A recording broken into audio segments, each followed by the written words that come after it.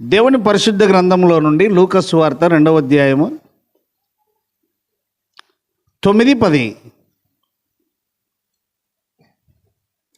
2:9-10. ప్రభువు దూత వారి యొద్దకు వచ్చి నిలిచెను. ప్రభు మహిమ వారి చుట్టూ ప్రకాశించినందున ఆగుదాం. ఆ గొర్రెల కాపరులు గొర్రె మంద కాచుకొని చుండగా దూత అక్కడికి వచ్చింది. వారి చుట్టూ ఏమి ప్రకాశించింది? ప్రభువు మహిమ. పిల్లలు వరకు ఉండాలి, పెద్దోళ్ళే చెప్పాలి అడిగితే. ప్రభువు మహిమ. ఆయన మహిమ కలిగిన దేవుడు, మహిమ లేని దేవుడు కాదు. ఆయన మహిమ కలిగిన దేవుడు. మహిమ అంటే మీకు అర్థమయ్యే రీతిగా చెప్తాను నేను ఒక మాట.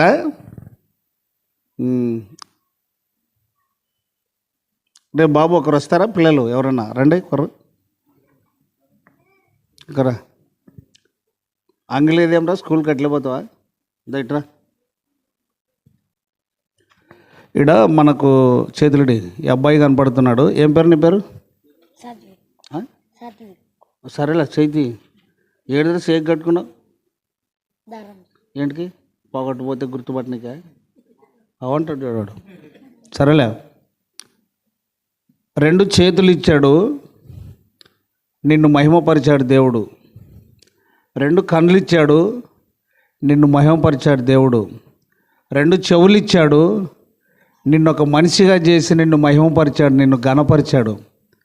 ముక్కిచ్చాడు శ్వాస పీల్చుకోవడానికి, నిన్ను మహిమపరిచాడు. నీకు నీవుగా పుట్టలేదు, నీకు నీవుగా పుట్టలేదు, బాగా గుర్తుపెట్టుకోండి. అయితే 2 చేతులు ఇచ్చాడు, పని చేసుకుంటున్నావు. 2 కాళ్ళు ఇచ్చాడు, చక్కగా నడుస్తున్నావు. నిన్ను దేవుడు ఘనపరిచాడు, మహిమపరిచాడు. ఇప్పుడు నీ నుండి దేవుడు ఏం ఆశిస్తున్నాడు అని అంటే, తనను మహిమపరచాలి, నువ్వు తనను ఘనపరచాలి. నువ్వు ద్వితీయోపదేశకాండం 28వ అధ్యాయం 58వ వచనం చూడండి. ద్వితీయోపదేశకాండము 28వ అధ్యాయం 58వ వచనం. గట్టిగా చదవాలమ్మా. నీవు జాగ్రత్త పడి ఈ గ్రంథములో వ్రాయబడిన ఈ ధర్మశాస్త్ర వాక్యములన్నిటినీ ఆయన అనుసరించి గైకొనుచు నీ దేవుడైన యెహోవా అను మహిమ గల భీకర నామము. ప్రభు స్తోత్రం, చప్పట్లు కొట్టండి ఒకసారి. ఆమేన్. ఆగండి. నీ దేవుడైన యెహోవా అను మహిమ గల భీకర నామము. భీకర నామము. ఆయన ఇంకా ఎవరై ఉన్నారు అని అంటే, బలశౌర్యము గల దేవుడు. బలశౌర్యము గల దేవుడు, మహిమ గల భీకర నామము. వీళ్ళు తల్లిదండ్రులు కోరుకోలేదు, కానీ ఈ బాబు కోరుకోలేదు. ఆయనకి ఇష్టమైంది ఈ బాబుని ఇలా చేశాడు. ఇవన్నిటిని మీకు చెప్పాను. ఈ శరీరానికి ఏమేం కావాలో అవన్నీ ఇచ్చాడు. అంటే దేవుడు ఒక వ్యక్తిగా తన యొక్క ఔన్నత్యాన్ని నీ ఎడల కనపరిచాడు. దేవుడు నిన్ను గణపరిచాడు. ఇప్పుడు నీవు ఆయనను గణపరచాలి, ఆయనను మహిమపరచాలి. అది దేవుడు కోరుకునేది. 24వ కీర్తన 7వ వచనం నుంచి చూడండి. కూర్చోపా. ఆ గుమ్మములారా, బాగా గమనించండి. దేవుని ముందు ఎవరు గొప్పవారు కాదు. బాగా గుర్తుపెట్టుకో. వయసు ఉండొచ్చు, లోకరీతిగా కొన్ని అనుభవాలు ఉండవచ్చు. దేవుడు దేవుడే, మానవుడు మానవుడే అన్న సంగతిని మర్చిపోవద్దు. చదువు. గుమ్మములారా మీ తలలు పైకెత్తుకొనుడి, మహిమ గల రాజు ప్రవేశించున్నట్లు. మహిమ అనే మాట ఎన్నిసార్లు వచ్చిందండి?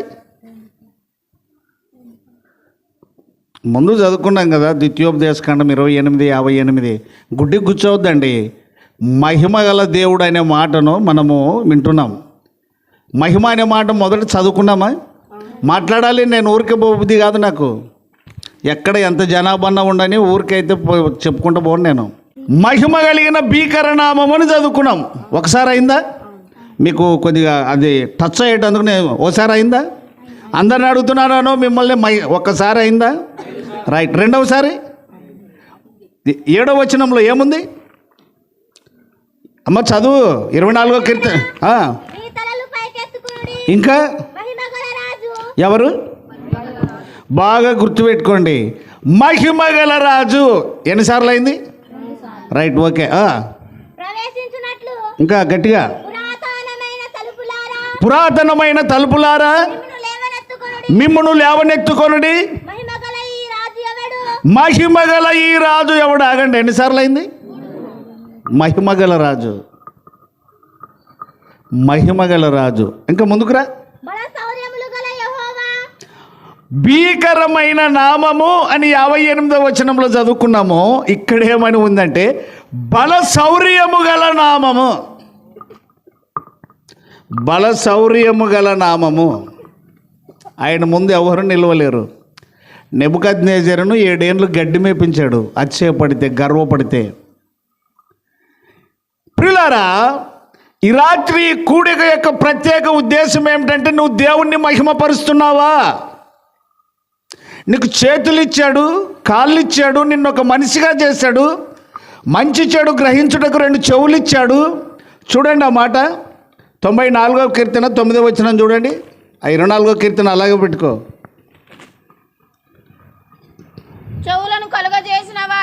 చెవులను కలగజేసిన వాడు వినకుండునా, కంటిని నిర్మించిన వాడు, కళ్ళిచ్చిన దేవుడు నిన్ను చూడకుండా ఊకుండా లేడు, చూసుకుంటూనే ఉన్నాడు. నీ తమాషా, నీ నటనంతా కూడా చూసుకుంటూనే ఉన్నాడు ఆయన. మానవుని యొక్క నడత దేవుని ఎదుట చాలా విపరీతమైనది. చూడండి సంఖ్యాకాండం 22:31. సంఖ్యాకాండము 22:31 దొరికిందా అమ్మ? ఏముంది?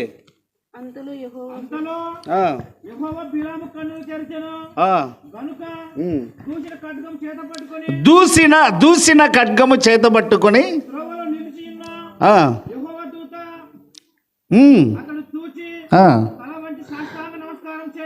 ఇంకా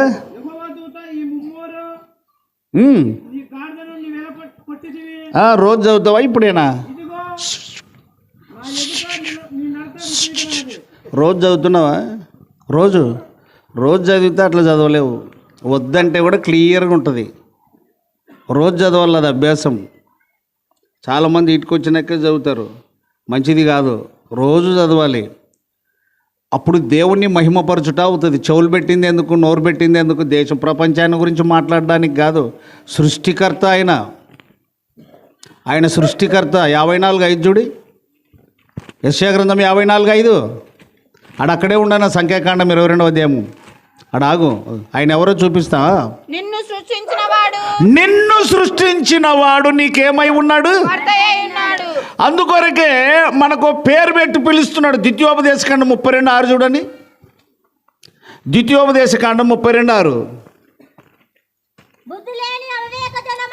ఏం జనమా, ఏం జనమా, ఫ్యాను చూసి వాడుకోండి అబ్బా, కరెంటు బిల్ దండుకు వస్తుంది అంటారు. టీవీ కూడా చూసి వాడుకోండి అంటారు, కరెంటు బిల్ దండుకు వస్తుంది అంటారు. ఐరన్ బాక్స్ కూడా చూసి వాడుకోండి అని చెప్తారు. హీటర్ కూడా చూసి పెట్టుకోండి అంటారు, అంటే దుడ్డు కట్టలేక.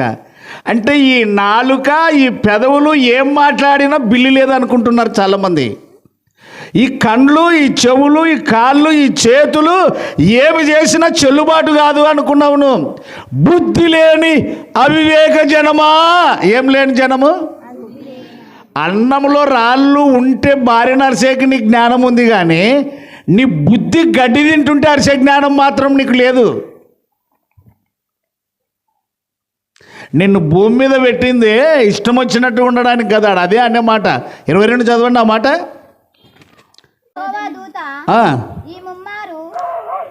చదువు.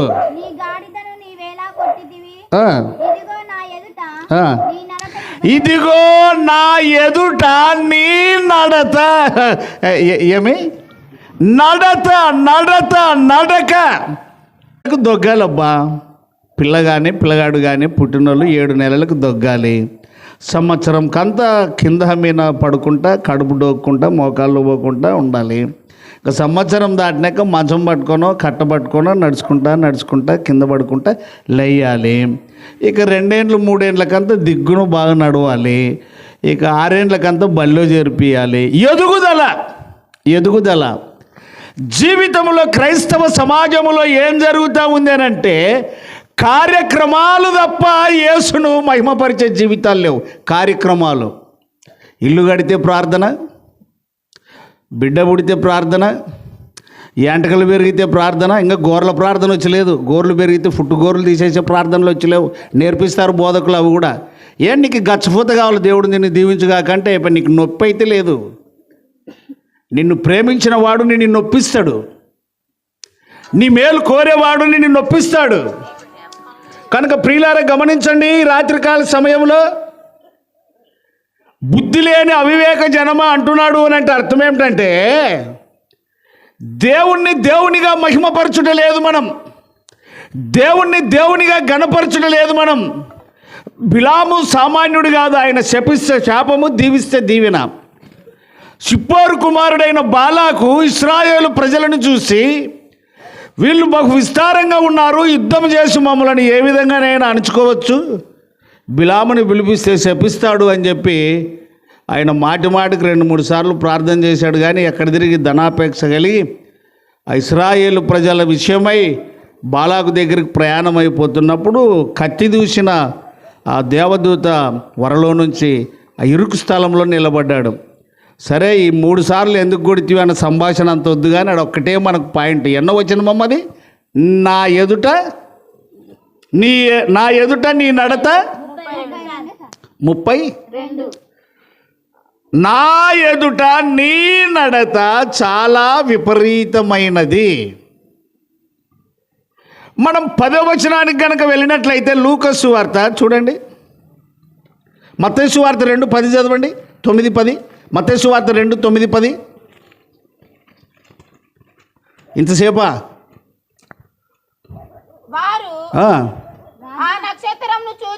వారు ఆ నక్షత్రమును చూచి అత్యానందభరితులై ఇంటిలోనికి వచ్చి పై వచనం మొదలుపెట్టినావు. ఇంకా బయలుదేరిపోవుచుండగా ఇదిగో తూర్పు దేశమున వారు చూచిన నక్షత్రము ఆ శిశువు ఉండిన చోటికి మీదుగా వచ్చి నిలుచు వరకు వారికి ముందుగా నడిచే నక్షత్రం కావాలి, నడిపించే నక్షత్రం కావాలి, దారి తొలగించే నక్షత్రం కాకూడదు. స్వామి యేసుప్రభు అని పెదవులతో నా నిందే ఉంది, కానీ ఆయనకు హృదయంలో చోటిచ్చింది అయితే లేదు. నిల్ బ్యాలెన్స్. నీకు ఆ నంబర్ భద్రంగా ఉన్నా నిల్ బ్యాలెన్స్ అకౌంట్లో నీకు డబ్బులు లేకపోతే ఆడ నిన్నెవరు మాట్లాడియారు. అట్లనే హృదయములో గనుక యేసు లేకపోతే నీ 70 ఏండ్లు వస్తుందే, 60 ఏండ్లు వస్తుందే, నువ్వు ఎవరివైనా సరే దేవుణ్ణి మహిమపరచాలి. ఒక మాట చెప్తాను ఈ సందర్భంలో. కలెక్టర్ అంటే రాజేనా ఒక జిల్లాకు? అంటే డాక్టర్ వద్ద కూడా తలకాయలు ఏమన్నా ఊపేది మీరు చెప్పరా? ఒక జిల్లాకి కలెక్టర్ రాజేనా? రాజే కదా, రైట్. ఆయన బయటకు వస్తే కూడా బందోబస్తు ఉంటుంది, రైట్. ఒకవేళ ఆదివారం చర్చికి వచ్చిండు అనుకోండి కలెక్టరు, ఏడ కూర్చుంటే సరిపోతుంది? నేను మిమ్మల్ని అడుగుతున్నాను, రైట్. మొత్తానికి ఒక అగ్రస్థానం అనేది ఉంటుంది. ఎందుకు? కలెక్టర్ అయినందుకు. కొట్టండి చెప్పండి ఒకసారి, ఆగండి. ఆదివారం రోజు బయట ఏమిడిస్తారండి లోపలికి పోయేటప్పుడు? గట్టిగా చెప్పాలి. చెప్పులు లైన్గా, ఆ చెప్పులు ఎవరి చెప్పులు వాళ్ళకి లైన్గా పెడుతూ మొదటి నుంచి అయిపోయే వరకు ఆ కలెక్టర్ చెప్పులకు కావలి ఉంటున్నాడు. మీరు ఆయనకైతే మొదటి స్థానం ఇచ్చారు, ఒక స్థానంలో కూర్చుంటాడని ఆయన కూర్చోలే లోపల చెప్పులకు కావలి ఉన్నాడు. ప్రతి సండే ఆ చర్చ్ ముందు అవతలంక ఒక పెద్దల కాడ నుంచి మూలధనం మూలిగే ఒక సావుకారు ఉన్నాడు. అటువైపు పోతూనే ఉంటాడు, వస్తూనే ఉంటాడు. ఆదివారం రోజు ప్రత్యేకంగా సిటీలోకి వెళ్తే ఈ కలెక్టర్ని చూసి ఆశ్చర్యపడ్డాడు. ఈయనేంది ఈడ చెప్పుల కాడ కావిలు ఉండడం అని చాలాసార్లు చూసుకుంటా నవ్వుకుంటూ పోయాడు. ఓసారి ప్రశ్న పడింది హృదయంలో. ఏం పడింది? కలెక్టర్ ఏంటి చెప్పుల కాడ కావులు ఉండడం ఏంటి? వరస్ట్ మనిషి ఉండాలి అక్కడ లెక్కకు కదా. ఏదో ఏం అనామకుడై ఏం లేదంటే ఇటు ఉండరా మీకు ఏదో ఇస్తాము కావిలు అన్నట్టుగా ఉండాలి. కానీ ఆశ్చర్యపడింది. అడుగుదాము అని అంటే ఇంత ధనవంతుడై అతన్ని అడిగితే నేను ఏమన్నా మనిషినే? పోనీ ఎవరినైనా అడిగి తెలుసుకుందామా అంటే అది పిచ్చి పనే. పోనీ వీళ్ళని అడిగి ఒక బైబిల్ ఇప్పించుకొని చదువుదామా మర్మము అంటే అది పిచ్చి పనే. అంత తన యొక్క స్థాయి కిందికి మీనికి అతలాకుతలం చేస్తూ ఉంది. ఓ ప్రశ్న వచ్చింది. ఆ బైబిల్ గ్రంథాన్ని నేనే తెచ్చుకొని ఎవరు తెలియకుండా దేవుని యొక్క వాక్యం సంపాదించుకున్నాడు. తానే రహస్యంగా వెళ్ళి బయటపడకుండా. అంటే అంత లోక మర్యాద కలిగిన వాడు అనమాట. ఆ బైబిల్ గ్రంథాన్ని చదవడం ప్రారంభించాడు. బాగా వినాలి. దేవుడు ఏ దేవుడు? వెనక ఎవరు చెప్పరా? మీరు ఉన్నారా పోయినారా? అందరి బదులు నువ్వేం మాట్లాడతావా? ఉన్నారా పోయినారా అని అంటున్నా నేను.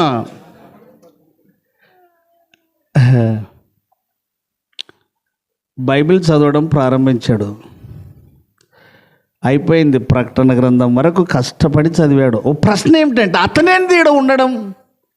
ఆ స్థాయి మనిషి ఒక జిల్లాకు రాజైన వాడు ఆడుండడం ఏమి? అందరూ గనులే వెళ్తారా చర్చికి?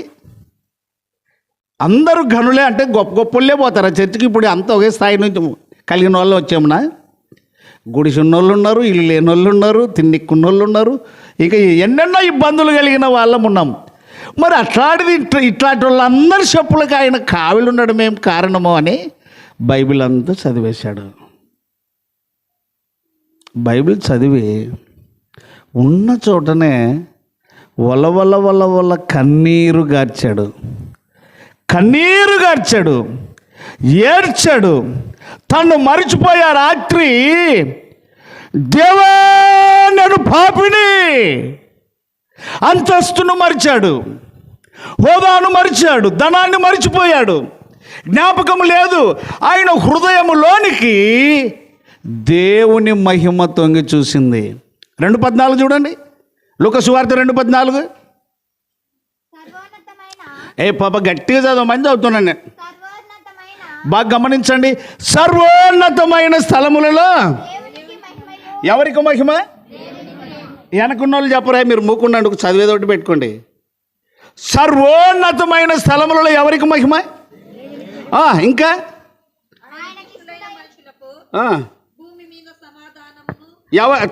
ఎవరికి ఇష్టలైన మనుషులకు.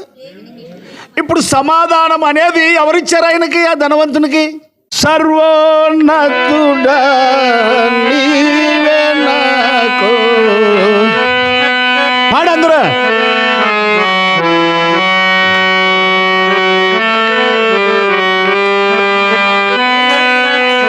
పాడు, చప్పట్లు కొట్టు.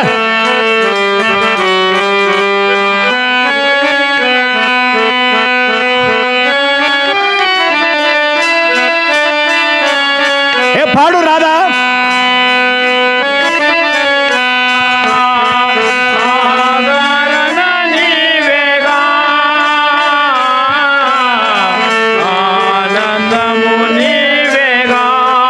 పాడు. సర్వోన్నతుడా నీవే నాకు ఆశ్రయ దుర్గము. ఇప్పుడు ప్రశ్న వేసుకుందాం. అతడు రాత్రి ఏడవడానికి గల కారణం ఏమిటి? మన మెదడు అనేది బాగా వేడెక్కాలి. ఇప్పుడు ఆయన దేవుణ్ణి మహిమపరిచే స్థితికి వచ్చాడు. తను మర్చిపోయాడు జక్కయ్యవలే. రాత్రి దేవా నేను పాపిని. ఇంటి వారందరూ లేచి వచ్చారు. ఏంది కొత్త స్వరం వినపడతా ఉంది, కొత్త స్వరం. చూడండి ఒక మాట, అపోస్తల కార్యం 9వ అధ్యాయము 3వ వచనం, త్వరగా. అపోస్తల కార్యం 9:3 వచనం. అతడు తమ ప్రయాణము చేయొచ్చు దమస్కు దగ్గరకు వచ్చినప్పుడు అకస్మాత్తుగా ఒక వెలుగు అతని చుట్టూ ఏమైంది? మాట్లాడాలి, ఏమైంది? ప్రకాశించను. ఇంకా చదువు.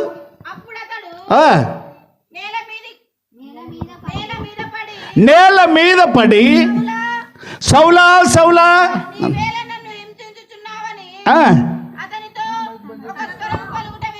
ఆగు సుండమా. ఒక స్వరము. ఏ స్వరము? Only one voice, only one voice. ఒక్క స్వరము, ఒక్క స్వరము, ఒక్క స్వరము.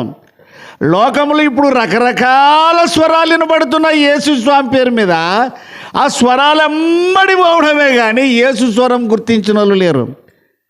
నాకు ఇప్పుడు 69 అండి, 69 స్టార్ట్ అయింది జనవరిలో. 50 సంవత్సరాల క్రిందట దేవుని యొక్క వాక్యం నా హృదయంలోనికి వచ్చింది. రకరకాల స్వరాలు వింటున్నాను కానీ యేసు స్వరము నుండి, యేసు క్రీస్తు యొక్క ప్రేమ నుండి నన్ను ఎవరు ఈ దినం వరకు కదిలించలేరు. కారణం ఏమిటి అంటే ఒక స్వరము పలుకుట వినేను. ఆ స్వరమే ఆ కలెక్టర్ని కట్టేసింది. ఆ కలెక్టర్ పరిస్థితి ఆ ధనవంతుని పట్టేసింది. కలెక్టర్ గారు దేవుణ్ణి మహిమపరుస్తున్నాడు. బైబిల్ చదివేది సులభమే, బోధ చేసేది కూడా సులభమే. రక్షణ కార్యం దేవుని మహిమపరచాలి అని అంటే నడిచే నక్షత్రముగా ఉండాలి, నడవాలి ముందుకి. కలెక్టర్ నడిచి చూపించాడు, హోదాను మర్చిపోయాడు. నేను ఒక జిల్లాకు కలెక్టర్ అన్న సంగతి మర్చిపోయాడు. ప్రభు దృష్టికి తగ్గించుకున్నాడు ఆయన. అది దేవుణ్ణి మహిమపరచుట. యాకోబు పత్రిక 4వ అధ్యాయం 10వ వచనం. యాకోబు పత్రిక 4వ అధ్యాయం 10వ వచనం. దేవుని దృష్టికి నిన్ను నీవు తగ్గించుకోవాలి. పాడేవాళ్ళండి, స్వరాన్ని దేవుడిస్తే నీకు గుంపును తయారు చేసుకొని పక్కకు పోతావు. ప్రసంగించే వరమిస్తే నలుగురు నీ ఎంబడి పడితే వాళ్ళను గుంపు చేసుకొని పక్కకు పోతావు. ఇంకా సంగీతం వాయించే వాళ్ళని చూస్తే వాళ్ళ యొక్క సంగీతానికి అట్రాక్షన్ అయ్యి వాళ్ళెంబడి కొంత గుంపు పోతారు. యేసు స్వరం పాడైపోయింది మనుషుల మధ్య. ఇప్పుడు దేవుని బిడ్డలారా, కలెక్టర్ గారు ఎవరి దృష్టికి తగ్గించుకున్నాడు? మాట్లాడరా మీరు? చెవులు లేవా? మీరేం పలకరమ్మా? ఎవరి దృష్టికి నువ్వు తగ్గించుకున్నావా? ఇంట్లో ప్రార్థన, కుటుంబ ప్రార్థన, marriage day, death day, house day, ఇంకా చెప్పాలి అని అంటే గ్రాండ్ మదర్ డే, ఇక ఎన్నెన్నో ప్రతిదానికి ప్రార్థన, ప్రతిదానికి నేను విరివిగా చూస్తున్నానండి. నా స్టార్టింగ్లో ఇన్నోట్లేవు కానీ ఇప్పుడు ఏడ చూసినా మా ఇంటికాడ ప్రార్థన, మా ఇంటికాడ ప్రార్థన, మా ఇంటికాడ ప్రార్థన. అంటే ఈరోజు ఇక్కడ ప్రార్థన పెట్టినందుకు నేను అనట్లేదు. ఈ ప్రార్థనకు ఒక ప్రత్యేకమైన విలువ ఉంది, అది మీకు తెలియదు. కానీ అంశభాగంలోనికి ముందుకు వెళ్దాం. ఇప్పుడు దేవుని బిడ్డలారా గమనించండి, ఎవరి దృష్టికి? ఎవరి దృష్టికి? నేను ఒక మాట అంటాను. పాత ఊరిలో పుట్టినోని నేను. దేని పాత ఊరిలోన వంకమేర, మీకు తెలియదు ఆ సంగతి. ఆడ ఉన్నోన్ని అప్పటి నుంచి నాకు దేవుని పరిచయము. అంటే నాకు ఇప్పుడు 69 అంటే అప్పుడు ఎన్నేళ్ళు ఉంటుంది సంఘానికి వయసు? ఎవరు చదువులేరు, లెక్కలు వేసుకుని కానీ కూలి డబ్బులు అయితే కదా టక్కుని చెప్పేది. ఇది అది అది ఇది అని నగే కాదని చెప్పేది. 70 ఉంటుందా? ఈ సంఘ వయసు 70 ఉంటుందా? 100 ఉంటుందా? 100 ఉంటుందా? Okay right. 20 తీసేద్దాంలో 100 పెట్టుకుందాం. 100 పెట్టుకుందాం. ఇంకా 20 తీసేద్దాం, 80 పెట్టుకుందాం. 80 ఏండ్ల పెద్ద మనిషి లోకానికి ఎంత మాదిరిగా ఉండాలి? 80 ఏండ్ల పెద్ద మనిషి లోకానికి ఎంత మాదిరిగా ఉండాలి? యేసు ప్రభువు అనంటే కేవలం ఎస్సీ కాలనికి పరిమితమైంది కానీ లోకంలోనికి వెళ్ళలేదు. ఆయన ఏ రక్షకుడో తెలుసా? ఒకసారి చూడండి, ఒకసారి యోహాను సువార్త 1:29 చదువు. యోహాను సువార్త 1:29. గట్టిగా చదవమ్మాయి బుజ్జి. మరునాడు యోహాను యేసు తన యొద్దకు రాగా చూచి, ఇదిగో లోక పాప యా పాపమును మా దగ్గర లేని పాపమే వాళ్ళే. లోకంలోనికి నువ్వు ఎప్పుడు మోసుకొని పోవరా గాడిద అంటే రోసమా? యేసుప్రభు వచ్చింది ఆ గాడిద మీద కూర్చునింది, గాడిద మీదనే కదా. నేను చెప్పగలుగుతున్నా, నీ వయస్సు, నీ అతిశయము, నీ పెద్దరికము, నీ 70 ఏళ్ళ వయసును దిబ్బల మారాయి. కలెక్టర్ తగ్గించుకున్నాడు, చెప్పులకు పరిచయం చేశాడు. అతడు అంత హోదాలో మర్యాద పోతుంది మా బైబిల్ చదివితే అని రహస్యంగా కొన్నాడు. కానీ హృదయ రహస్యాలు ఎరిగిన దేవుడు ఆయనలో రక్షణ కార్యం చేశాడు. మత్తయి సువార్త 1:21 చూడి, మత్తయి సువార్త 1:21. ఆమె యొక్క కుమారుని కనును తన ప్రజలను వారి పాపముల నుండి ఆయనే పాపుల రక్షకుడు. పండగ రక్షకుడు కాదు, నక్షత్రాలు కట్టేది బల నేర్చుకునేరు ఇతని గాళ్ళు. కరెంట్ ఉంటే ఎలుగుతుంది, కరెంట్ లేకుంటే ఎలగదు. అర్త్ వస్తే చంపేస్తుంది, అర్త్ రాకుంటే ఊరుకుంటుంది. యేసు నిన్ను చంపడానికి కాదు, అపరాధముల చేత పాపముల చేత చచ్చిన మనలను క్రీస్తుతో కూడా బ్రతికించుటకి ఈ లోకానికి వచ్చాడు. ఎఫెసీయులకు రాసిన పత్రిక 2వ అధ్యాయం మొదటి 2 వచనాలు చదివేమంటాడు?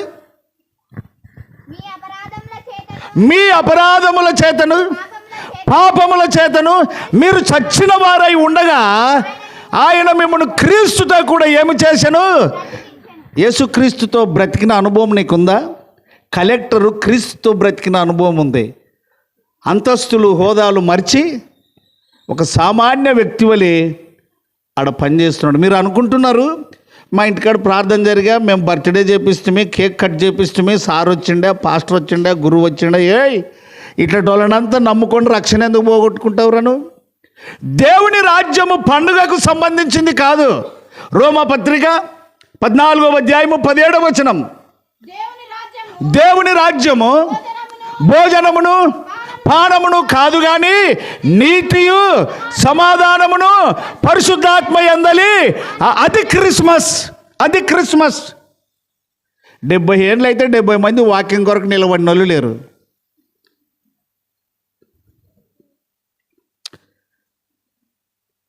ప్రియ దేవుని బిడ్డలారా, ఈ రాత్రి నువ్వు నొచ్చుకున్నా పర్వాలేదు, నన్ను మరలా పిలవకపోయినా పర్వాలేదు, ముద్దు పెట్టుకొని అయితే పోనీ రాత్రి మిమ్మల్ని నొప్పించే వెళ్తాను. వారు హృదయంలో నొచ్చుకొని పొడవబడి అనే మాట అపోస్తుల కార్యం 2వ అధ్యాయాన్ని కనుక చూడగలిగితే, మనం రెఫరెన్స్లతో పోతే చాలా విషయాలు దూరం అవుతాయి. చూద్దాం. ఆయన మహిమ కలిగిన దేవుడు. యా దేవుడు? ఇప్పుడు ఆ కలెక్టర్ ఎవరిని మహిమపరిచాడు? నువ్వు మహిమపరుస్తున్నావా? ఒక పెళ్లి చేసేవనుకో, కేవలం వాక్యానుసారమైన పద్ధతి ఉందా? ప్రతి దేవుని బిడ్డలారా, ఈ పొద్దు నీకు వచ్చిన గురువులు ఒక మాట నేర్పలేదు, ఆ పెళ్లి రోజు ఏం చేయాలనేది. చూడక మాట, సంఖ్యాకాండం 6వ అధ్యాయం 22, 23, 22, 26 వరకు చదవండి కంటిన్యూగా. సంఖ్యాకాండము 6వ అధ్యాయము. ఏమో దొరికిందా? అదేలే, యెహోవా మోషేకు ఇలాగు సెలవిచ్చెను అన్నా. ఇక్కడ బాగా చదువరలు తిరిగి కనపడుతున్నారు అక్క, బాగా గుర్తుపెట్టుకోండి. బైబిల్ ఊక చదవడం కాదు, అది నీకు హృదయానికి ఎక్కాలి, పిచ్చి పట్టాలి. ఈ పాపకు బైబిల్ పిచ్చి పట్టింది, నీకు బైబిల్ పిచ్చి పట్టింది, వేరే ధ్యాస లేదు. అనేకులు నిన్న ఆ మాటతో ముంచెత్తాలి. యెహోవా మోషేతో ఇలాగ సెలవిచ్చెను, అహరోనుతోను అతని కుమారులతోను ఏమని మాట్లాడాలి? మీరు ఇశ్రాయేలీయులను ఇలాగు దీవింపవలను. యెహోవా నిన్ను ఆశీర్వదించి నిన్ను కాపాడునుగాక. యెహోవా నీకు తన సన్నిధి కాంతి ఉదయింపజేసి ప్రకాశింపజేయునుగాక. బాగా గమనించండి. యెహోవా నీ మీద తన సన్నిధి కాంతి ఉదయింపజేసి నీకు సమాధానం కలుగజేయునుగాక. అట్లు వారు ఇశ్రాయేలీయుల మీద నా నామమును ఉచ్చరించుట వలన. పెండ్లైతే ఆశీర్వదిస్తారా? వరిమల్లోనే మందు చల్లినట్లు బియ్యం చల్లుతారా? కొత్త బోధ ఏం కాదు, నీకు ఎవడు బోధించక కొత్త బోధ ఇది. ఎవడు బోధించక కొత్త బోధ. నా నామమును ఉచ్చరించుట, నామము అనగా పేరు. అపోస్తుల కార్యం 4:12 చూడి, అపోస్తుల కార్యం 4:12 త్వరగా తీయండి. మరి ఎవని వలనను రక్షణ కలుగదు, ఈ నామముననే మనము రక్షణ పొందవలనని కానీ ఆకాశం క్రింద, సరే అక్కడ నీళ్ళ యందు కానీ ఆకాశం అందు కానీ భూమి యందు కానీ చాలా పేర్లు ఉన్నాయి. అయితే వాటి యందు నీకు రక్షణ లేదు, యేసు నామమునని రక్షణ. అపోస్తుల కార్యం 16:30-31 కనుక చూడగలిగితే ఆ చెరసాల అధిపతి ఏమన్నాడు అని అంటే, అయలారా రక్షణ పొందుటకు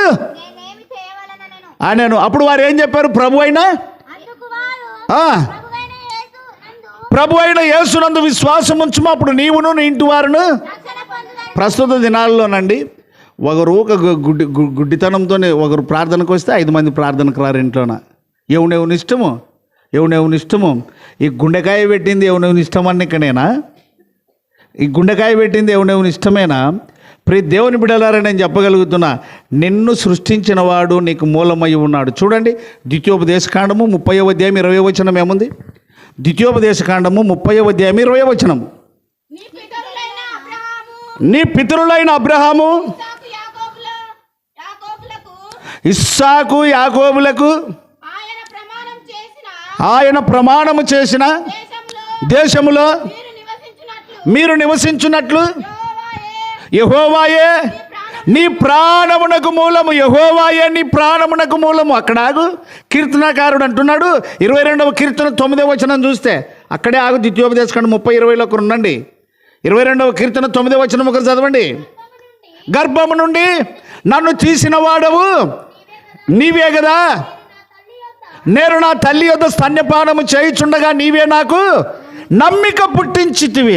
ప్రియ దేవుని బిడ్డలారా, ఈ రాత్రికాల సమయంలో నీ ప్రాణమునకు మూలమై ఉన్న దేవుణ్ణి నువ్వు మర్చిపోయినావు. ఆయన మాట నీకు పట్టదు, ఆయన వాక్యము నీకు పట్టదు. లోక వ్యవహారాల చేత ఓయమ్మ 11:30 టైం పెట్టి పెళ్లి పత్రికలోన 4 గంటలైతే పెళ్లి జరిగిదా ఏమింతసేపు అని మాట్లాడేటోళ్ళు లేడు. వచ్చేటోనికి ఎట్లా ఫీజు దొరుకుతుంది కాబట్టి వాడు నిమ్మనకుండా ఉంటాడు. క్రమం ఏది, పద్ధతి ఏది? సంఘములో నీకు ఎవరు ఏమి నేర్పిస్తారు? వాక్యమును చదివితే, వాక్యమును వింటే, వాక్యమును ప్రేమిస్తే యేసును ప్రేమిస్తావు, యేసు మార్గమును ప్రేమిస్తావు.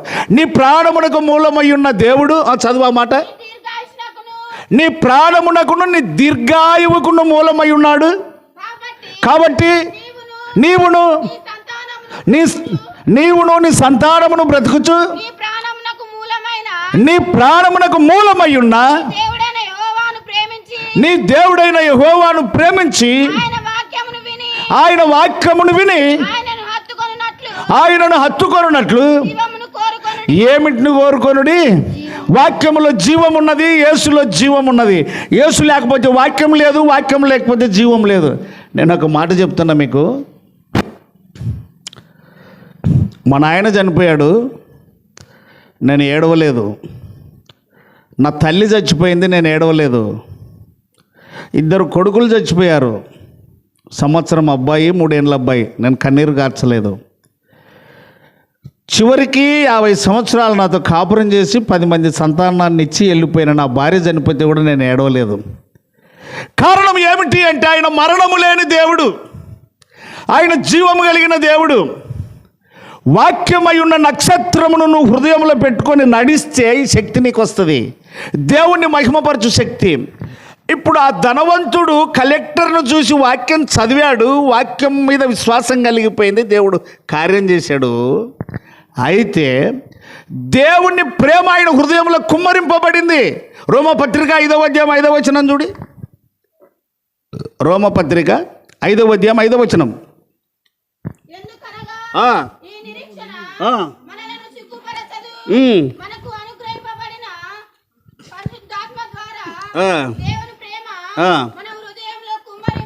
ఇది బాగా గుర్తుపెట్టుకోండి.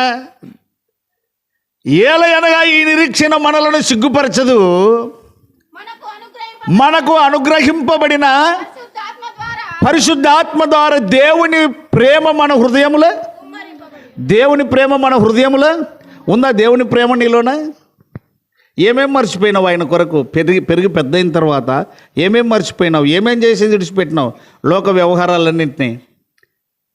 నేను ఒక మాట అంటాను, కొన్ని నీళ్ళు ఉన్నాయి, వంకలు దిగి స్నానం చేద్దాం అనుకున్నావు, పైనుంచి దండిగా నీళ్ళు వస్తున్నాయి గట్ల వరకు. ఆడే ఉంటావా? అరని మీకు చెవులు ఉన్నాయా? ఆడే ఉంటావా? అవి ఎక్కడొస్తావు? రైట్. అప్పుడు కాలం అనుకో, ఇప్పుడు లేదు. ఇప్పుడు మంచి మంచి బంగ్లాలు కూడా కాలిపోయినాయి. మీరు టీవీలో కానీ వాట్సాప్లో కానీ చూస్తుంటారు. అమెరికా ఏం గతి అయింది మీరు చూస్తున్నారు.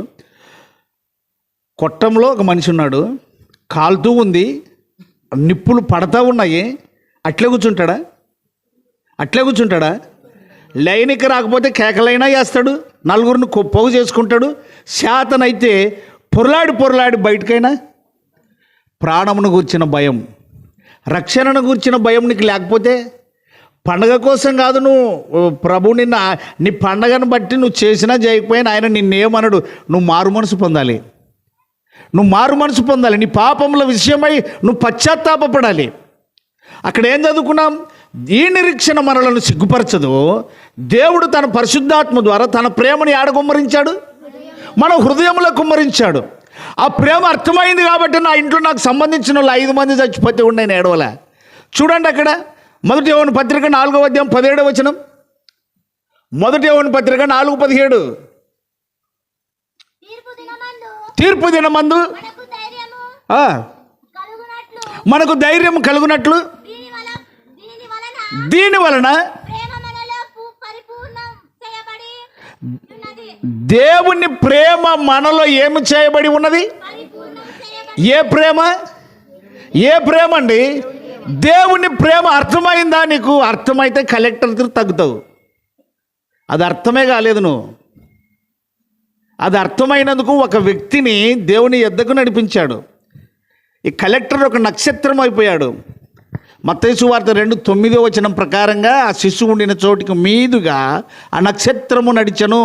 మరలా హెరోదు దగ్గరకు కాదు పోయింది, యెరూషలేము దగ్గరకు కాదు పోయింది. ఆ శిశువు ఉండిన చోటుకి మీదుగా వచ్చు వరకు వారికి ముందుగా నడిచెను. నడిచే నక్షత్రాలు నీవు నేనే. ప్లాస్టిక్ యొక్క నక్షత్రం కాదు. బాగా గుర్తుపెట్టుకో. ఒక నక్షత్రం వెలసిందండి సమరయిలో. సుకారను బావి దగ్గర మధ్యాహ్నం 12 గంటలప్పుడు ఒక సమరయ స్త్రీ నక్షత్రం వల్లే ప్రకాశించింది. ఆడ జరగవలసిన సంభాషణ అంతా మీకు తెలుసు, కానీ ఆమె చేసిన కార్యాన్ని బట్టి నేను చెప్పగలుగుతున్నా. చూడి 28 చదువు, యోహాను సువార్త 4:28. ఆ స్త్రీ తన కుండను విడిచిపెట్టి ఊరిలోనికి వెళ్ళి మీరు వచ్చి నేను చేసినవన్నీ నాతో చెప్పిన వారిని చూడుడి, ఇతడు క్రీస్తు కాడా? ఆగండి. మనం ప్రార్థన చేస్తే ఏం చేస్తాం? ప్రభువా నేనేమన్నా అంటే నీకే తెలుసు, నేనేమన్నా పొరపాటు చేసింటే నీకే తెలుసు, నన్ను ఏమన్నా అంటే నీకే తెలుసు, నానేమన్నా దారి తొలగిపోయింటే నీకే తెలుసు. ఇతనికి తెలదంటే లైక్ నువ్వేం తినెత్తింది నీకు తెలుదా? నువ్వు వస్తే ఆడగోట్రాయి కొట్టుకునేది నీకు తెలుదా? ఆమె ఏం ఒప్పుకున్నది ఆడపోయి? నేను చేసినవన్నీ ఒక మాట ఆమె బ్రతుకును బయటికి లాగాడు. ప్రభువా నేను ఇంత దూరం రాకుండా నీళ్లు నాకు ఇస్తే మంచిది కదా, మళ్ళా నాకు శ్రమ తప్పుతుంది అని అంటే, నువ్వు అడిగింది మంచిదేనమ్మా, పోయి నీ భర్తను తోలుకొని రాపోయి ఇద్దరికి ఇస్తాను మంచిగా ఉంటుంది అని చెప్పాడు. ఆయనకు తెలిసే ఉన్నాడా లేడని కూడా. అయితే ఆమె అన్నది, ఒకవేళ పోయి ఒక వ్యక్తిని రా గడ పని ఉండదే నువ్వు నా మొగుడని చెప్పంటే ఆ మంచి ఒప్పుకుంటాడా? పట్టున కొడతాడు, నా సంసారం జడగొడతావని. పెళ్ళంగానే అంటే ఏమంటుంది? ఆమె అన్నది, ప్రభు నాకు భర్త లేడు. అప్పుడు ప్రభు అన్నాడు, నీకు పెనిమిట్లుండ్రు, ఇప్పుడు ఉన్నవాడు కూడా. అర్థమైపోయింది. ఆ సమరయుల యొక్క పరిస్థితి నడువడి సరైనది కాదు. అందుకు వారి దగ్గర క్లియర్గా చెప్పింది ఆమె, నేను ఏమేమి చేసినానో అవన్నీ బయలుపరిచినాడు రండి అని. అప్పుడు అక్కడ ఏమని ఉన్నదంటే, ఆ ఊరిలోని వారు అనేకులు ఆయన యొద్దకు, చూడా మాట, వారు ఊరిలో నుండి బయలుదేరి ఆయన యొద్దకు 42వ వచనం చదవండి, అందులోనే 4:42. మా మట్టుకు మేము విని ఈయన నిజముగా ఏ రక్షకుడు. సమరయ స్త్రీ ఒక్కసారి మార్పు అయిపోయిందండి, ప్రకాశించిందండి, దేవుణ్ణి మహిమపరిచిందండి. ఊరిలోనికి వెళ్ళి యథార్థంగా ఒప్పుకున్నది, నేను నా బతుకును మార్చిన ప్రభువును చూపిస్తాను రండి అని. ఊరిలోని వారు ఆమె మాట విని అనేకులు వచ్చారు. ఆయన బోధ విన్న తర్వాత ఆ స్త్రీని చూసి అంటున్నారు, 41 చదువు ఏమంటాడు, 41 అందులోనే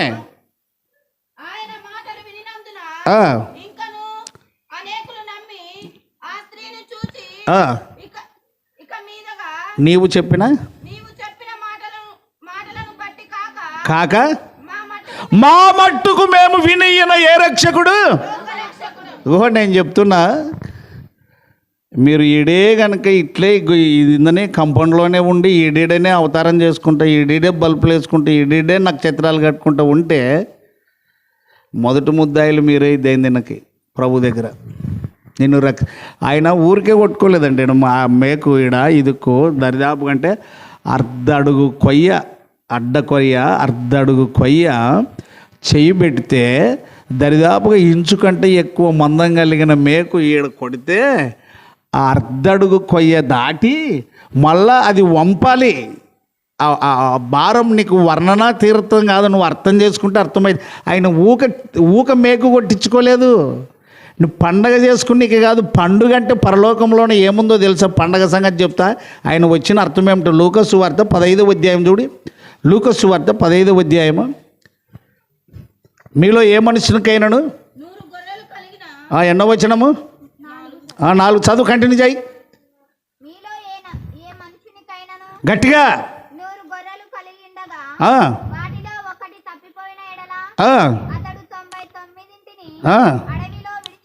విడిచిపెట్టి తప్పిపోయినది దొరకు వరకు దానిని వెతక వెళ్ళడా. అది దొరికినప్పుడు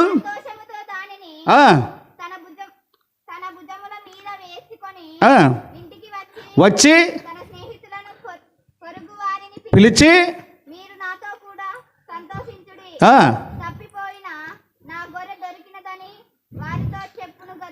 ఇంకా కింది మాటకు రా, బాగా వినండి ఈ మాట. అటువలే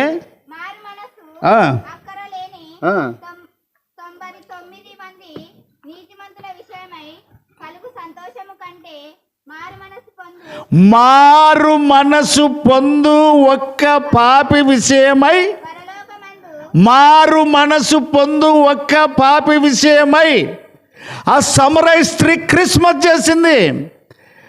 చపాతి పిండి పెంచు మీద నూనె వేసి గమగమ వాసన తీసుకురాలే, హృదయములో నుండి పరిమళ వాసన సమరయలోనికి వెళ్ళింది. ఆ కలెక్టర్ యొక్క హృదయములో నుండి తగ్గింపు జీవితమును బట్టి క్రీస్తుని హెచ్చిస్తే ఒక ధనవంతుని ఇంటిలోనికి ప్రవేశించింది.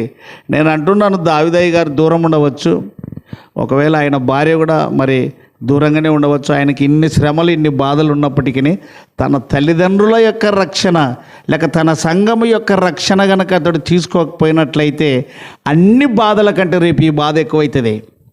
అందుకొరకే నేను మీ అందరికీ చెప్పగలుగుతున్న మాట ఏమిటంటే, 1 తిమోతి పత్రిక 5వ అధ్యాయం 8వ వచనం చూడండి.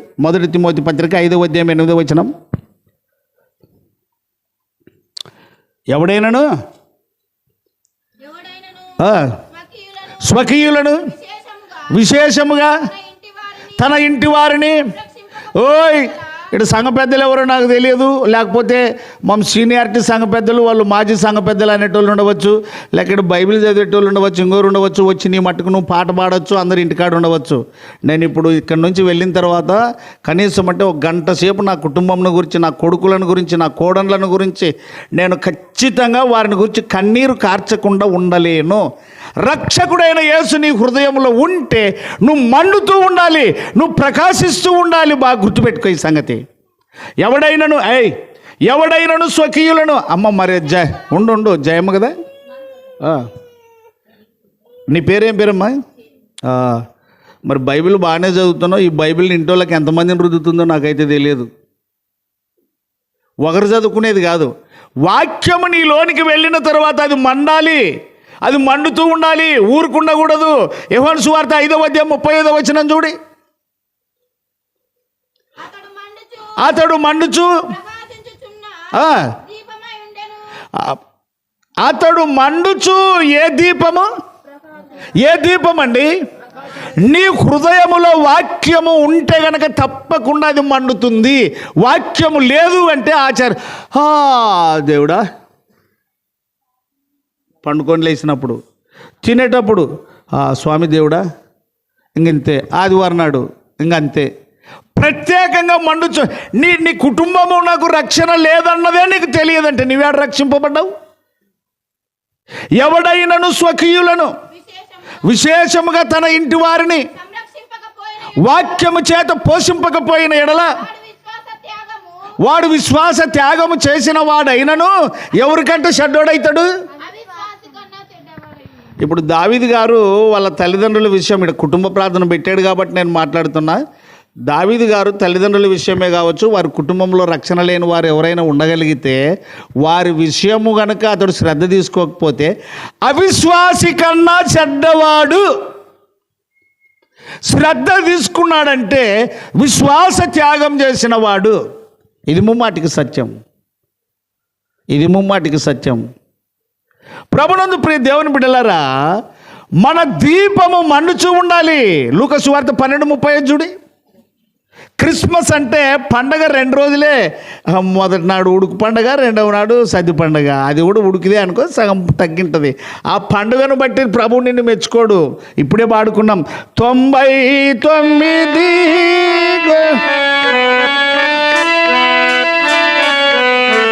పాడు గట్టిగా.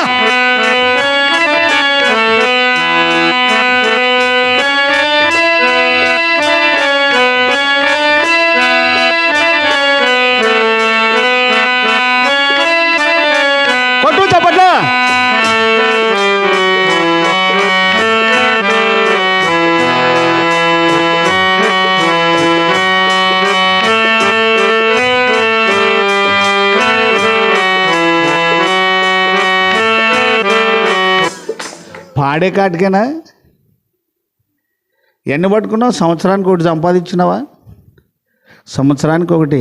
ఎజ్కేల్ గ్రంథం 47వ అధ్యాయం చదవండి, ప్రకటన 22 చదవండి. నెల నెలకు కాపులు కాయనోని ఉంది అక్కడ. నెల నెలకు కాపులు కాయనోనే. సరేలే 12:35 చదువు. లూకా సువార్త 12:35. మీ నడుములు కట్టుకొని ఉండుడి, మీ దీపము హృదయం అనే దీపం ఆరిపోకూడదు, అది వెలుగుతూ ఉండాలి. ప్రతి ఇంటిలో రక్షణ పొందినవాడు ఉంటే ఆ ఇంట్లో నిద్రపోనీయకూడదు. రండి ప్రార్థనకు, రండి ప్రార్థనకు. ఆదివారం ఎవరు ఎక్కడ పోవద్దండి, మందిరానికి పోవాలి. ఉందా ఈ తృష్ణ? ఉందా ఈ తపన? ఉందా ఈ వ్యసనం నీకు? ప్రభునందు ప్రియులారా, లూకా లేవియా కాండం 6వ అధ్యాయం 12-13 చదువు. లేవియా 6:12-13.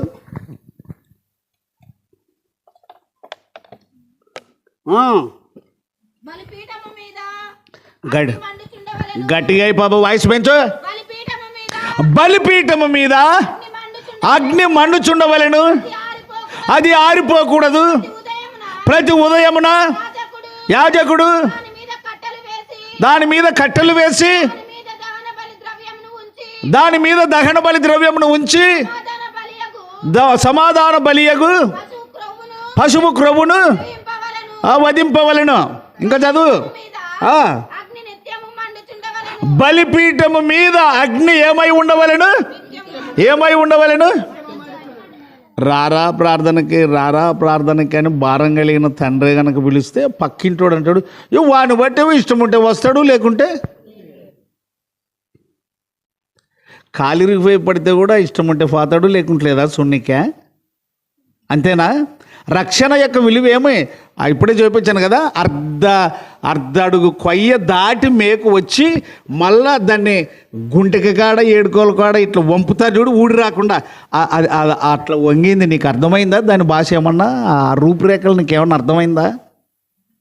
అర్థమైందా? ఈ రాత్రి నేను చాలా భారంతో వచ్చాను, చాలా వేదనతో వచ్చాను. నిన్న రాత్రి గార్ల దిన్నెలో ఉన్నా, మొన్న రాత్రి గార్ల దిన్నెలో ఉన్నా. ప్రత్యేకంగా పిలిస్తే నేను పుట్టిన ఊరు, మా ప్రియులు, మా పెద్దలు, మా సంఘం ఉన్నట్ల నేను పోయి ఖచ్చితంగా మాట్లాడే తీరాలని నేను రావడం జరిగింది. బలిపీఠము మీద అగ్ని నిత్యము మండుచుండవలెను, అది ఆరిపో. వాక్యము నీ హృదయములో వాక్యము లేనప్పుడు యేసు ఎలా ఉంటాడు? వాక్యం నీలో సమృద్ధిగా ఉండాలి. సమరయ స్త్రీలో యేసుపోయాడు. ఆ ఊరిలోని వారందరికీ ఆమె చెప్పింది. అనేకులు వచ్చారు. అమ్మాయి, నువ్వు చెప్పిన దారిని బట్టి కాదు, మా మట్టుకు మేము విని ఈయన యా రక్షకుడు అన్నా. లోకరక్షకుడు అంటే ఈడ కట్టేసుకున్నారు కదన్నా. లోకరక్షకుడు అంటే ఈ గీరకే కట్టేసుకున్నారు కదన్నా. ఎంతసేపు ఉన్నా ఈడే గుద్దులాడతావా, ఈడే పెరుగులాడతావా, ఆయన్ను బయటికి తీసుకొని వెళ్ళవా? చూడండి ఆ మాట దేవుని యొక్క వాక్యం ఏమని చెప్తుంది. 1 తిమోతి పత్రిక 1వ అధ్యాయం 12వ వచనం చదువు. టైం చూసుకుంటుండా, ఎవరు విసుగు చెందద్దు, నేను ముగిస్తాను. 1 తిమోతి 1:12 పాపులను రక్షించుటకు 15వ వచనం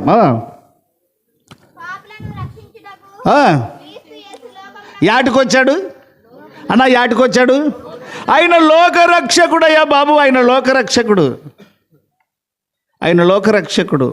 నువ్వు లోపలికి వెళ్ళాలి, ఆయన వాక్యం చెప్పాలి, ఆయనను ప్రకటించాలి, ఆయన ఎవరో నువ్వు తెలియపరచాలి. నీవే ఈడే మురుచుకుంటుంటే అది రక్షణ కాదు, అది సంబంధించింది కాదు.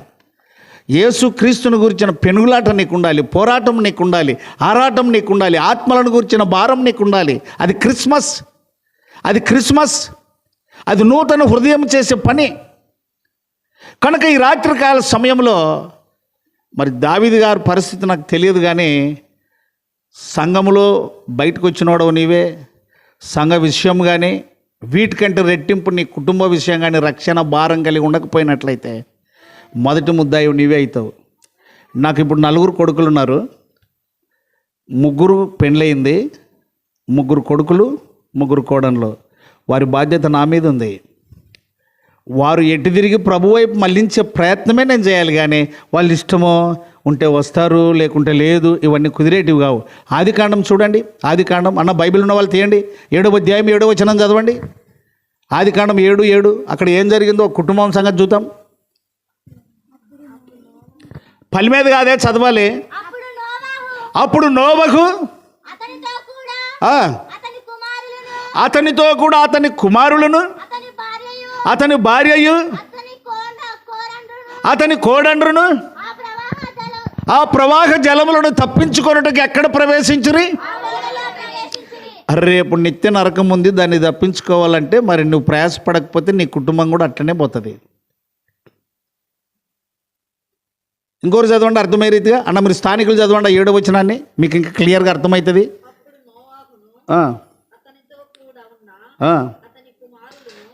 మొత్తం ఎంతమంది అయ్యారు?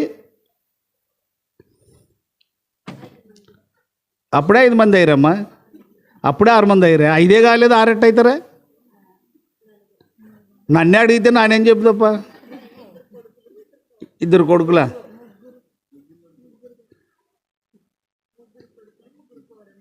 నువ్వు చెప్పేదాని మీదే ఎక్కువ ఉండవు, ఆలోచనతో లేవు. అన్న చదవండి, ఒక మాట చదవండి. ఆ మాట ఎంతమంది ఉన్నారు ఆ ఓడలో? 1, మొత్తం 4, 5, 3. ఆ ప్రవాహ జలములు తప్పించుకొనుటకు, రే నాయన మారు మనసు పొందండి, పాపాలు ఇడిచిపెట్టండి అని చెప్తుంటే కూడా నువ్వు అట్లనే ఉన్నావంటే నేను నరకం అనుభవించాలని నువ్వు మొక్కుబడి చేసుకున్నావు. ఇది పొద్దు నీకు ఇంటుంటే ఇది మామూలే అన్నట్టుగానే ఉండొచ్చు. ఒక మనిషి ఎప్పుడు తపన చెందుతాడు బతకాలి అని అంటే ఆసుపత్రికి పోయి మీ ఆయన బతకడు, చచ్చిపోతాడు అన్నప్పుడు అయ్యా ఎటన్నాయా ఇంతే కదా. మరి ఇప్పుడు తీర్మానం చేసుకో. ఆ ప్రవాహ జలమును తప్పించుకొనుటకు వాళ్ళు ఎక్కడికి ప్రవేశించరు?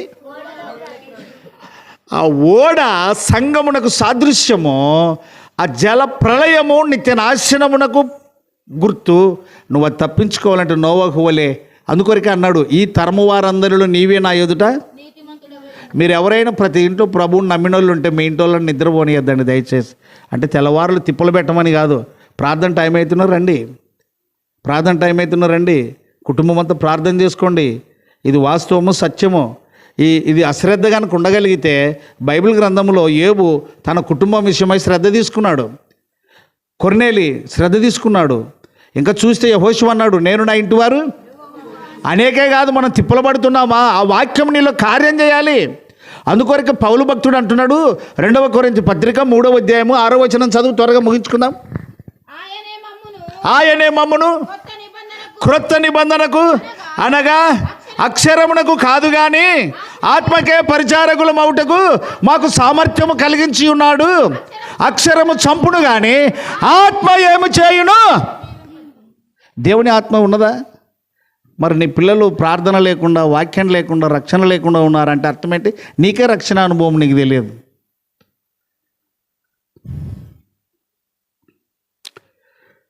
దేవుని వాక్యము గొప్పది. చూడ మాట 138:2 కీర్తన 138:2.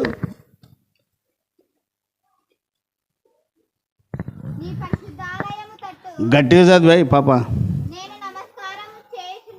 ఆ పాప పనికి పోయింది, పొద్దున పనికి పోయి బువ్వ తినకుండా ఆటో పోతుంటే వచ్చి కరుచుకునింది. అది వీక్, లేకపోతే గట్టిగా చదువుతారు. రాజు చదవమ్మా.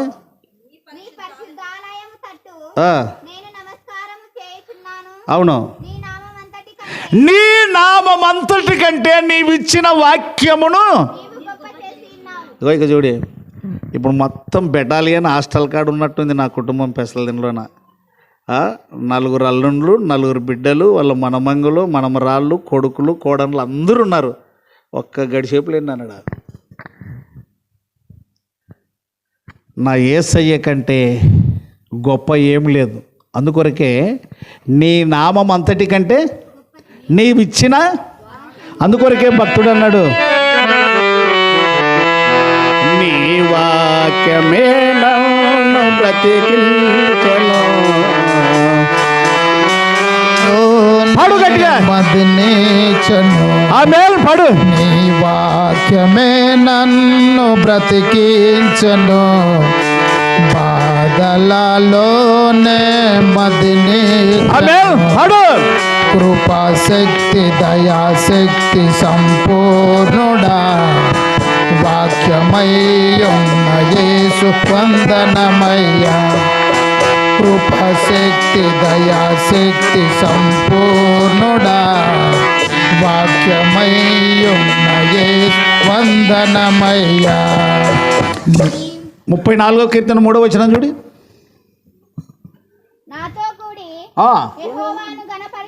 నాతో కూడి యెహోవాను గణపరచుడి, మనము ఏకముగా కూడి ఆయన నామమును ఏమి చేయుదము? నీ ఇంటోళ్ళందరూ కలిసి వస్తే దేవునికి మహిమ. ఈ పిల్లలు అన్నారు, నిన్న కూడిక ముగిసినాక 11-12 దాటి పోతుంటే ఆటోలో, నా సార్ ఇంతమంది పిల్లల్ని విడిచిపెట్టి ఒకనాడన్న ఉండవు కదా సార్, ఒక్కనాడన్న ఉండవు కదా సార్.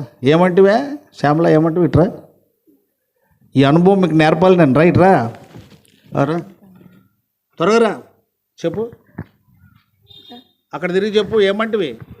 ఇంతమంది పిల్లల్ని ఇచ్చిపెట్టి అట్లా అక్కడ నాకు కాదు చెప్పేది, అక్కడ తిరుగా. ఇంతమంది పిల్లల్ని ఇచ్చిపెట్టి అట్లా రాబుదవుతుంది సార్ మీకే అన్నా సార్. ఆ పాప అనేది సత్యమే కదా, సత్యమే కదా. అయితే నా పని ఏమిటి అని అంటే, నేను ఎలాగో రక్షణ పొందానో నా చుట్టుప్రక్కల వాళ్ళంతా కూడా అలాగే రక్షణ పొందాలి, నా కుటుంబం కూడా రక్షణ పొందాలి. ఛాన్స్ ఒక్కసారి నువ్వు వెళ్ళిపోయిన తర్వాత మళ్ళీ రావు భూమి మీదకి. అందుకొరకే మనం ఏకముగా కూడి ఆయన నామమును గొప్ప చేద్దామంటే, ఒకడు మందిరానికి వచ్చి 5 మంది ఇంట్లో కాడ పండుకునేది కాదు గొప్ప చేసేది. అందరూ రావాలి. ఆయన నామము గొప్ప నామం, ఆయన వాక్యము గొప్పది. అందుకొరకే 3 మాటలు చెప్పి నేను ముగిస్తాను. నువ్వు ఇంకా పాపివిగా ఉండినట్లయితే, పండగ పక్కకు బారాయి చేసుకుంటే వచ్చా, ఎట్లా చేసుకుంటే వచ్చా, చీర తేకుంటే అలగడమే, చెప్పిన వాళ్ళందు వాళ్ళకి రాకుంటే అలగడమే. ఏం పాప కూర కాటు వేదినట్టు వాడు పలుకుంటున్నాడు అంటే, సరిగా చేసి పెడతాను, నన్ను అడిగినవన్నీ పండగకి తెచ్చిండని. అంతే, ఇదే కదా నీ సంబరం అంతా. ఏం వాడు ప్రార్థనకు రా, మరి వడ్డీకి దుడ్లు తీసుకున్నాడు, పండనాడు కట్టాలనేమే వాడు అందుకొరకు తప్పించుకొని తిరుగుతాడు. వాడు ఇంటికి వస్తాడు. ఏ స్వామిని వడ్డీ కాసులు దేవుని కిందికి తీసుకొచ్చారు సంఘాలులా. సిగ్గులేని సంఘ పెద్దలు ఎక్కుతారు, సిగ్గులేని గురువులు అవుతారు. ఇక్కడ సంఘంలో ఏం సమస్య, నేను రోసం కలిగి మాట్లాడుతున్నాను ఈ రాత్రికాలం. నువ్వు నాకు ఇచ్చినా ఇవ్వకపోయినా, పెట్టినా పెట్టకపోయినా, నా బ్రతుకంత సేవనే, నేను చెప్పగలుగుతున్న మాట అది. అందుకొరకే పిల్లలు నేను చెప్పేది ఏమిటి అంటే, ఈ రాత్రికాల సమయంలో బాగా గుర్తుపెట్టుకో, దేవుని నామమును మహిమపరచాలి అనుకుంటే ఆయన కొరకు నువ్వు నష్టపోవాలి, ఆయన కొరకు నువ్వు త్యాగం చేయాలి. చూడి 86 కీర్తన 5వ వచనం చూడండి. నువ్వెంత ఘోర పాపివైనా సరే ఆ స్థానికులు చదవని అమ్మ, మీరు ఊరుకునండి, స్థానికులు చదవని. 86 చూడనా కీర్తన, అది పాయింట్. ప్రభువా నీవు దయాళుడవు,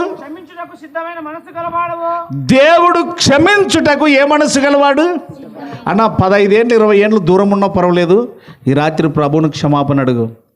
అతడు బైబిల్ చదివిన తర్వాత ధనవంతుడు రాత్రికి తనకు తానే ఏం చేశాడు తెలుసా? ఏడ్చాడు. ఆయనకు అర్థమైంది ఏమిటంటే పాఠం, ఆయన గుండెకు ఏమని బైబిల్ నేర్పించిందంటే, అన్న నువ్వు 86వ కీర్తన 5వ వచనంలో ఉండు. ఇంకొకరు చూడండి, రోమా 7:24, రోమా 7:24.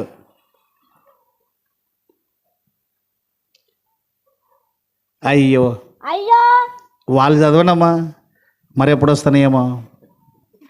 స్థానికులు చదవండి, రోమా 7:24.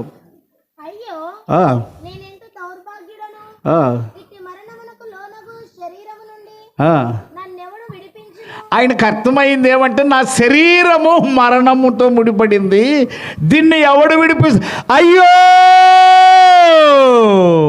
ఇట్టి మరణమునకు లోనగు శరీరము నుండి నన్ను ఎవడు విడిపించును? యేసుక్రీస్తు విడిపించక సిద్ధంగా ఉన్నాడు. అందుకొరకు 86వ కీర్తన 5వ వచనంలో, ప్రభువా నువ్వు దయాళుడవు, క్షమించుటకు నీవు ఈ రాత్రి అడుగు.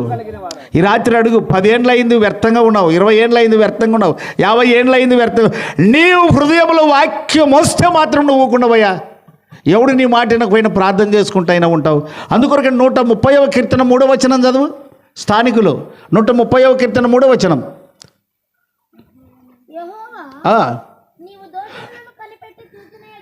స్టడీనమ్మా బాబాయ్, స్టడీ చేస్తున్నావా? ఒక్కదాను చదివినట్టుంది, గట్టిగా చదివా, నరాలు తెగితేమ్మానే. అంత గొంతు పెట్టుకొని మెల్లిగా చదువుతావు, చదువు గట్టిగా. యెహోవా నీవు దోషములు కనిపెట్టి చూచిన ఎడల ఈ ప్రభువా ఎవడు నిలవగలడు నీ ఎదుట? ఎవడు నిలవలేడు. అయితే 4వ వచనం ఏముంది? ఆయనను జనులు నీ యందు భయభక్తులు నిలుపునట్లు నీ యొద్ద ఏమి దొరుకును?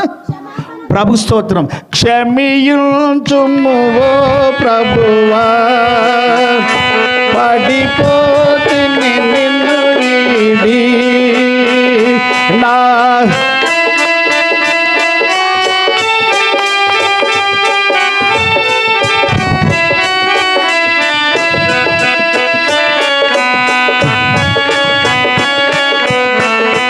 క్షమించడానికి సిద్ధంగా ఉన్నాడు. అయితే 7వ వచనం చదువు, 130వ కీర్తన 7వ వచనం. ఇశ్రాయేలు యెహోవా మీద ఆశ పెట్టుకొనుము, ఏమి దొరుకును? కృప దొరుకును. ఇంకేం దొరుకును? క్షమాపణ దొరుకును, కృప దొరుకును, సంపూర్ణ. అయ్యా ఎప్పుడు వెళ్ళిపోతావో తెలియదు. ఈ మాటలు వినడానికే దేవుడు బతికించాడేమో. ఈ రాత్రి నీ పాపములు ఒప్పుకొని పశ్చాత్తాపడి పడక దగ్గర ఏడు. ఆ ధనవంతుని కంటే ఎక్కువైనోడవేం కాదు. బైబిల్ ఎప్పుడైతే ఆయనతో మాట్లాడిందో అదంతా లెక్కలేనితనం అయిపోయింది ఆయనకు. కారణం ఏమిటి అని అంటే, ఆడ జరిగింది ఒకటే ఒకటి. 3:30 చూడు, యోహాను సువార్త 3:30. ఇదే భావన వస్తుంది నీకు, ఇదే భావన. ఈ భావన నీకు గనక రాకపోతే నువ్వు దయ్యానివే. ఇక ఆయన హెచ్చవలసి ఉన్నది. అబ్బా అందరూ ఒకసారి చదవండి ఆ మాట. ఇప్పుడు కలెక్టర్గా ఉండకుండా ప్రభువుని హెచ్చించి ఆయన ఏం చేశాడు? తగ్గించుకున్నాను. మాట చెప్పడానికి రాదు. ఆయన పైన ఉండవలసిన వాడు ప్రభువుని హెచ్చించి ఆయన ఆడున్నాడు, తగ్గించుకున్నాడు. ఉందా ఈ మనసు? నువ్వు నిజంగా నీ వయస్సు, నీ అత్యయం ఈ పొద్దుటి వరకు ఉంటే నువ్వు దాన్ని పక్కకు పారే అని చెప్పాను. ఆ ధనవంతుడు అన్నిటిని పక్కకు పెట్టేసి తన హృదయంలో చోటిచ్చి ప్రభు ఎదుట తగ్గించుకొని, అయ్యో ఇట్టి మరణమునకు లోనగు శరీరము నుండి నన్ను ఎవడు? అక్కడనే రోమ 7:14 ఏముంది? నా శరీరమందు అనగా అక్కడ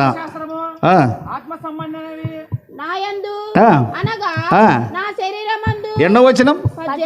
ఓకే రైట్, చదువు అన్న. అందరు చదవండి ఆ వచనం, 18వ వచనం అందరూ చదవండి.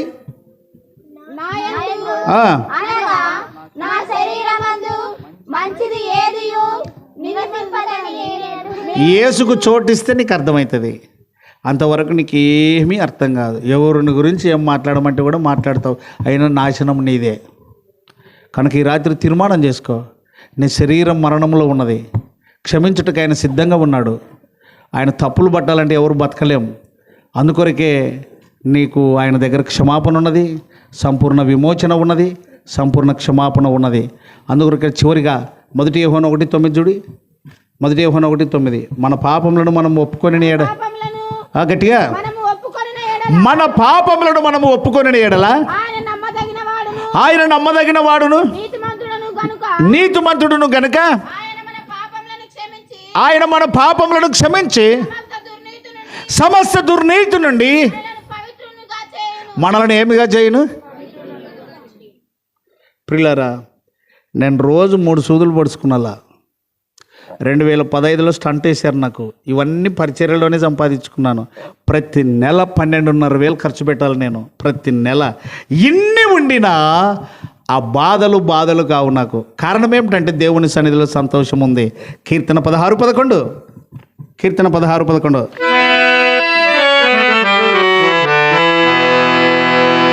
చదువు. నీవు నాకు తెలియజేసెదవు.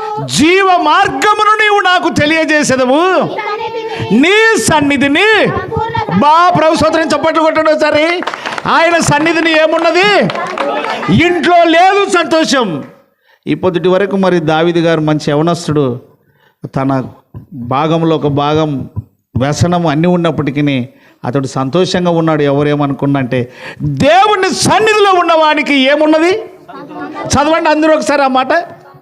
అలా వచనమే చదవండి. 11వ వచనం. జీవమార్గమును ఆ, నీవు నాకు తెలియజేసెదవు. అవును నీ సన్నిధి అవు. సంపూర్ణ సంతోషము కలదు. కిందికి వస్తే ఏమున్నది? నీ కుడి చేతిలో నీ కుడి చేతిలో నిత్య సుఖములు. అనేకులు నన్ను సాక్ష్యం ఇచ్చింది ఏమంటే, సార్ అమ్మాయి చచ్చిపోయింది, నువ్వు ఇంకా మూలకు పడతావు, పొద్దుగాలు వెళ్ళిపోయేది ఖాయం, నువ్వు సేవ చేయవని మేము అనుకున్నాము అన్నారు అందరూ. ఇప్పుడే విరివిగా జరుగుతుంది సేవ. కారణం దేవుని యొక్క వాక్యం నీలో ఉంటే అనేకులకు పరిమళ వాసనగాను, అనేకులకు దేవునికి మహిమకరంగాను నిన్ను వాడుకుంటాడు. ప్రభు స్తోత్రం కలుగును గాక. ఈ రాత్రి ఇంటి పెద్దల పేరు నాకైతే తెలియవు. ఈ రాత్రి కూడిక నీతో మాట్లాడిస్తుంది దేవుడు. ఈ రాత్రి నువ్వు మారు మనసు పొంది యేసు ప్రభు అని నేను పాపిని. ఇక్కడ ఎవరైనా వచ్చి ఉంటే కూడా మేము క్రైస్తవులు అనేది విడిచిపెట్టి యేసుని ఎప్పుడు అంగీకరించావు? ఇప్పుడు ఒక మాట, ఇది ఎప్పుడు రాపిచ్చారంటే దానికి ఒక డేట్ ఉంది. ఉందా? ఉంది కదా. ఈ గుడ్డ ఎవరు కుట్టిందంటే జ్ఞాపకం ఉంది కదా.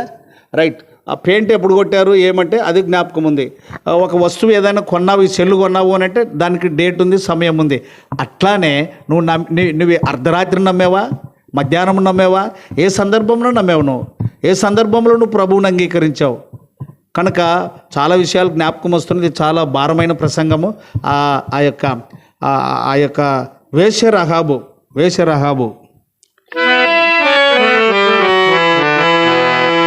వేశ్యరహాబు మరణము నెరిగి వెలుగును పొందెను సోదరా.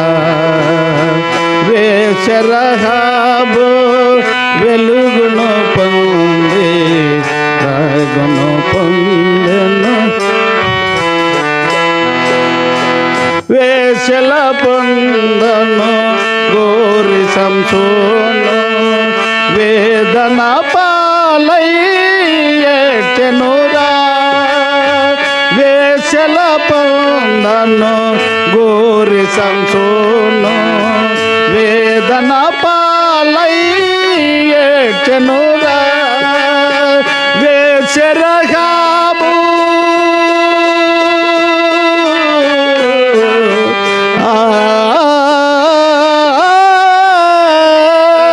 వేశ్యరహాబు మరణము నెరిగి వెలుగును పొందెను సోదరా.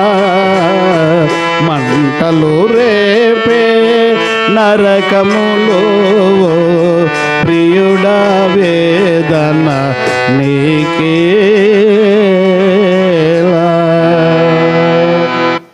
ఎక్కువ నేనేం ప్రార్థన చేస్తున్నాను ఈ టైంలో అంటే, ఇన్ని రోగాలున్నా బాగు చెయ్యి అని ఒక్కరోజు నేను ప్రార్థించలేదు. చిన్న పొరపాటు చేసిన శిక్షించు, క్షమాపణ అడిగేది బహు సులభం అండి. తప్పు చేసేది కాళ్ళకు మొక్కేది, తప్పు చేసేది తప్పు అయ్యేదని దండం పెట్టేది బహు సులభం. నేను తప్పు చేశాను, నన్ను శిక్షించు అనే ధైర్యం నీకుందా? దావీదు ఆ మాట అన్నాడు. 2 సమూయేలు ఆఖరి అధ్యాయం ఆఖరి వచనం తీయద్దు, కానీ టైం అయింది కనుక నేను చెప్పగలుగుతున్నా. అయ్యా, ఇదే మిక్కిలి అనుకూల సమయం, ఇదే రక్షణ దినం. రక్షణ పొందని వారు ఉంటే మమ్మ 70 ఆ సంగతి పక్కకు వారే. 70 ఏండ్ల నుంచి 60 ఏండ్ల నుంచి యేసుని ఎప్పుడు అంగీకరించావు? ఏ రాత్రి అంగీకరించావు? ఇక చాలా విషయాలు వివరణ ఉన్నది.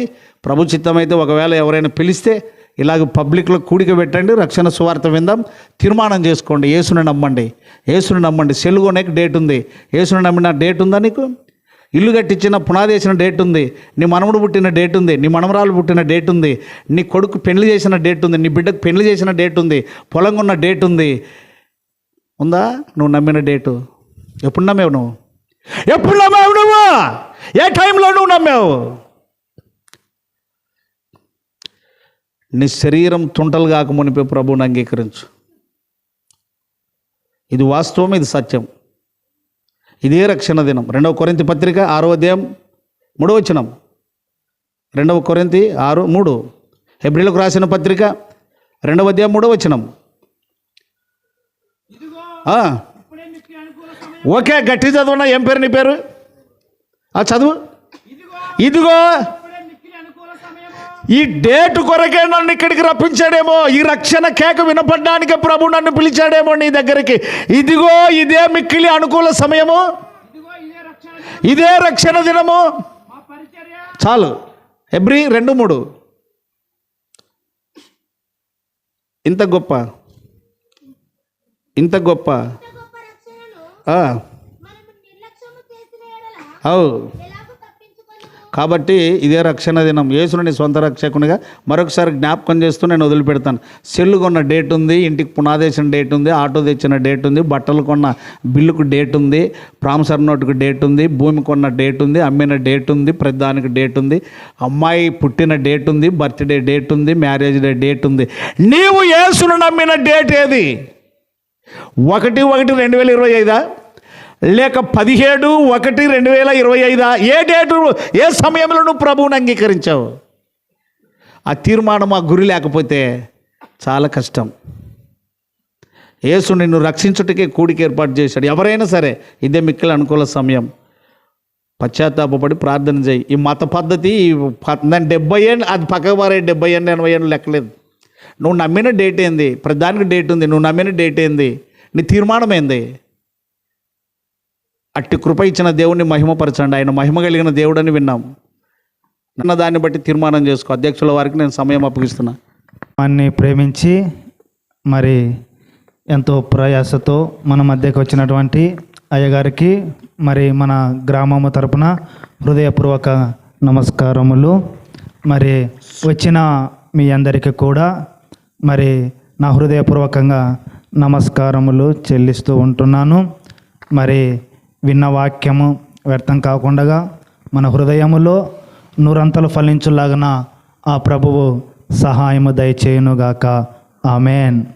మహాశక్తి అయ్యున్న దేవా, సర్వోన్నతుడా, సర్వ సృష్టిని సృష్టింపచేసిన సర్వ సృష్టికర్తవైన దేవా, రక్షణకర్తవైన దేవా, ఆదరణకర్తవైన తండ్రి, మీకే స్తోత్రాలు, మీకే వందనాలు, మీకే నమస్కారములు చెల్లిస్తూ ఉన్నాము.